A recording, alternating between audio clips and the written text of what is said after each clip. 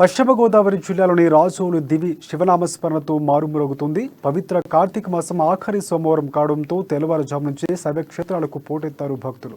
శివకోటి, చింతలపల్లి, కడై, పెద్దపట్నం, ఈతరాడ శివారు గ్రామాల్లో శివాలయాలు తెల్లవారుజాము నుంచి ప్రత్యేక అభిషేకాలు, పూజా కార్యక్రమాలు నిర్వహిస్తున్నారు.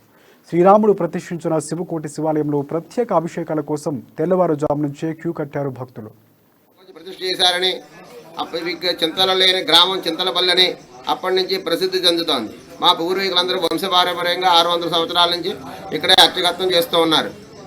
స్వామివారిని నమ్ముకున్న వాళ్ళందరికీ కూడా వాళ్ళ కోరికలు తీర్చి అందరినీ కూడా సుఖంగా ఉంటారు భక్తుల నమ్మకం.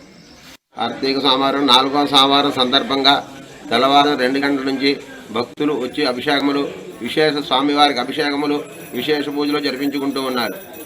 500 సంవత్సరాల క్రితం నిజమే ఇక్కడి నుంచి ఆలయం ఉంటుండడం జరుగుతోంది. పూర్వకాలంలో ఇక్కడ మల్లాలమ్మ చెరువు అనేటువంటి చెరువు తవ్వుతుండగా దొరికినటువంటి శివలింగం మల్లాలమ్మ గుడి దగ్గరికి తీసుకెళ్లి దారిలో ఇక్కడ విగ్రహం పడిపోయి అక్కడే నుంచి కదలలేదని చెప్పి పెద్దలు చెబుతారు.